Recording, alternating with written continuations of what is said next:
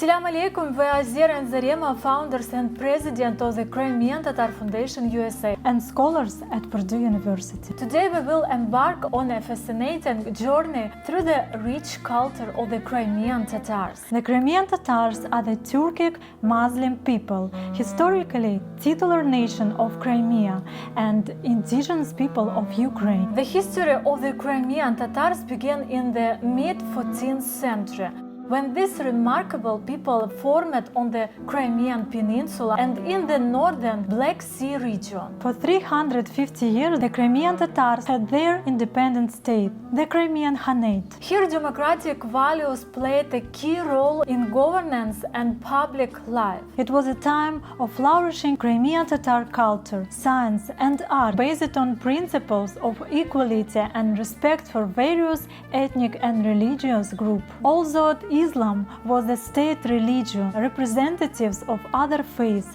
enjoyed freedom of religion and had equal rights. This created an atmosphere of cultural diversity and mutual enrichment. Education and science were highly valued in the Crimean Khanate. There was a developed system of madrasa. Educational institutions were not only religious sciences, but also astronomy, mathematics, and medicine were studied. This contributed to the formation of an educated and progressive society. Interestingly, in the 17th century, the Crimean Tatar language was even studied in France. Unfortunately, the Russian Empire occupied Crimea, which led to the beginning of a long struggle of the Crimean Tatar people to preserve identity and culture. This struggle continues to this day. The democratic traditions and the unique culture of the Crimean Tatars have undergone serious trials. The situation worsened even more in 2014, when Russia again occupied Crimea. It was second time. This occupation not only dealt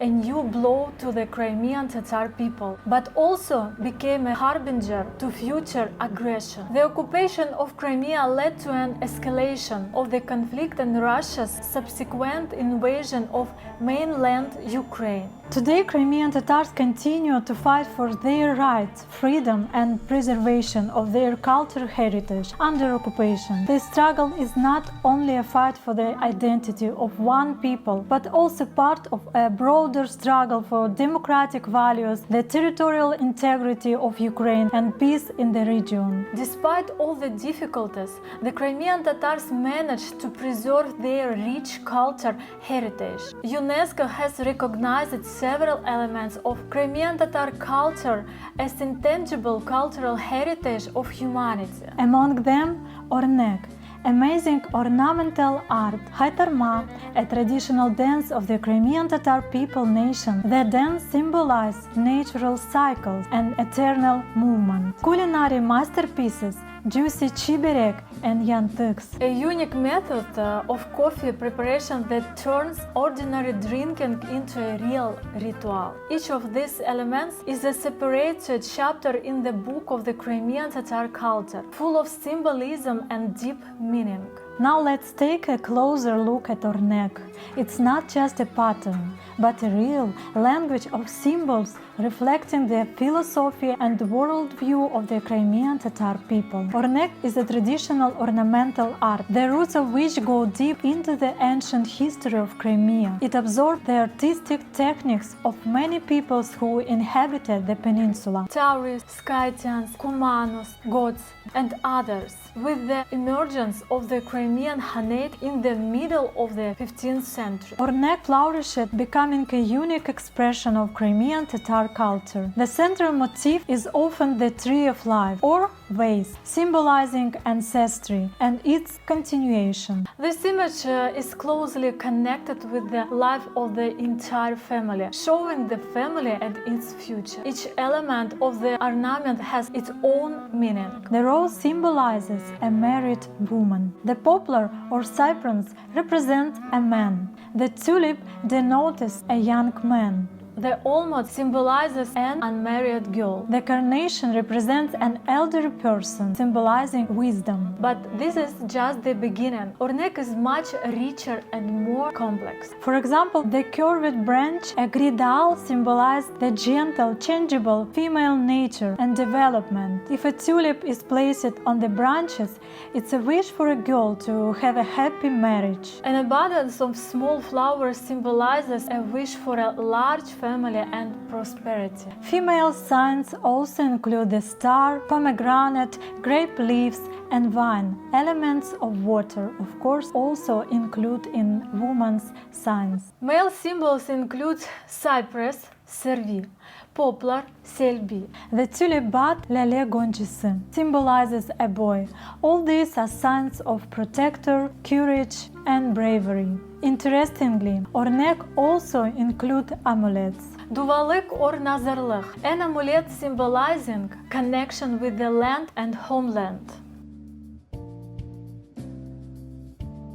Thorns and needles, kostigen, means protection from the evil eyes. Images of house, Eva, and flower vase also serve as amulets. Love and marriage in ornek are symbolized by a boat, a rose inside a tulip, or tulip inside a rose. It's important to know that ornek never depicts animals. Masters avoid literal images, turning plants and objects into geometrized symbols. Colors often differ from real ones, creating an effect of dematerialization and emphasizing the symbolic nature of the images. Ornek not only decorated household items but also conveyed information about the owner, their beliefs, social status, marital status. Moreover, the pattern served as a magical protection from natural disasters, disease, the evil eye, and evil spirits. Today, ornek continues to develop both in Crimea and in many cities of Ukraine. It remains a living language of Crimean Tatar culture, expressing love for the homeland, striving for peace and prosperity, the importance of family and the continuation of the lineage. Studying ornek, we seem to read a book about life, philosophy, and hopes of the Crimean Tatar people. This amazing art is not just a decoration, but a real cultural treasure, recognized by UNESCO as part of the intangible heritage of humanity. Today, despite all the difficulties, the culture of the Crimean Tatar continues to live and develop. Many Crimean Tatars are forced to live far from their homeland, but they do not lose touch with their roots. Currently, Zarema and I are forced to live away from our homeland, from our family. We have both been banned from entering our homeland in Crimea since 2017 due to our human rights activities. In order to return to our homeland sooner, we founded a non-profit organization to make more people aware of the Crimean Tatar people. We scientists and conduct research at Purdue University about Crimean Tatar people, about our history. Today we are not just talking about the rich culture of the Crimean Tatars. We invite you to become part of an important mission to preserve and revive it, to protect and popularize the unique heritage of Crimean Tatar people. Join us in this important cause. Together we can not only preserve but also revive Crimean Tatar culture, making it a vibrant part of the world's cultural landscape. Let's create a future together where culture diversity is valued and thrives.